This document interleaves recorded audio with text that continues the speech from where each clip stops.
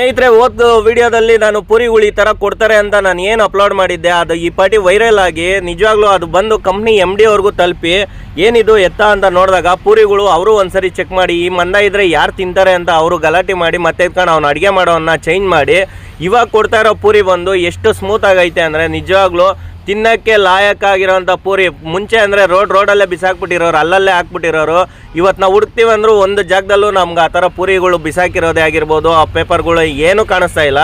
ಅಷ್ಟು ಚೆನ್ನಾಗಿ ಟೇಸ್ಟಾಗಿ ಕೊಡ್ತಾವ್ರೆ. ಏನು ಮಾಡ್ತಾ ಇದ್ನೋ ಆ ಕಾಂಟ್ರಾಕ್ಟನ್ನ ತೆಗ್ದಾಕಿ ಇವತ್ತೊಂದು ದಿನ ನೋಡ್ರಿ ಪೂರಿನ ಒಂದೇ ಬೆಳ್ಳಲ್ಲೇ ಆರಾಮಾಗಿ ಹಿಂಗೆ ಮುರ್ಕೊಂಡು ತಿನ್ನೋ ಥರ ಪೂರಿ ಕೊಡ್ತಾವ್ರೆ ಅಂದರೆ ನಿಜವಾಗ್ಲೂ ಇದಕ್ಕೆಲ್ಲ ನನ್ನ ಸಪೋರ್ಟ್ ಮಾಡಿರೋ ನಮ್ಮ ಅಣ್ಣ ತಮ್ಮಂದಿರೇ ಕಾರಣ. ನನ್ನ ವಿಡಿಯೋ ವೈರಲ್ ಆಗಿದ್ದು ಆ ಕಂಪ್ನಿಗೆ ಹೋಗಿ ತಲುಪಿದ್ದು ಮತ್ತೆ ಎತ್ಕೊಂಡು ನನ್ನ ಅಲ್ಲಿ ಗುರ್ತಿಡ್ದು ನನ್ನನ್ನು ಮಾತಾಡಿಸಿ ಅಣ್ಣ ನೀನು ಮಾಡಿದ್ದು ಒಳ್ಳೆ ಕೆಲಸ ಅಣ್ಣ ಅಂತ ಅದು UPಯಲ್ಲಿ ನನ್ನನ್ನು ಹೊಗಳ್ತಾ ಇದ್ರೆ ನಿಜವಾಗ್ಲೂ ನಾನು ಎಷ್ಟು ಖುಷಿ ಆಯಿತು ಅಂದರೆ ನನಗಂತೂ ನಿಜವಾಗ್ಲೂ ಇದಕ್ಕೆಲ್ಲ ನನಗೆ ಸಪೋರ್ಟ್ ಮಾಡಿರೋ ನಮ್ಮ ಅಣ್ಣ ತಮ್ಮಂದಿರಿಗೆಲ್ಲ ನಾನು ಥ್ಯಾಂಕ್ಸ್ ಹೇಳ್ತಾ ಮತ್ತೆ ಎತ್ಕೊಂಡು ಯಾರಾದರೂ ರೇನ್ಕೋಟಲ್ಲಿ ಹೋಗಿ ಇವಾಗ ತಿಂತಾ ಇರೋ ಪೂರಿ ಒಂದು ಸರಿ ಕಮೆಂಟ್ ಮಾಡಿರಿ. ಎಷ್ಟು ಅಂದರೆ ಅಷ್ಟು ಮುಂಚೆ ಬೈಕೊಳೋರು ಇವತ್ತು ಯಾರೂ ಬೈಕೊಳ್ತಾ ಇಲ್ಲ. ಊಟ ಕೊಡ್ತಾವ್ರೆ ಸ್ನೇಹಿತರೆ, ಇಲ್ಲ ಅಂತಲ್ಲ, ಊಟ ನಮ್ಗೆ ಅಡ್ಜಸ್ಟ್ ಆಗಲ್ಲ.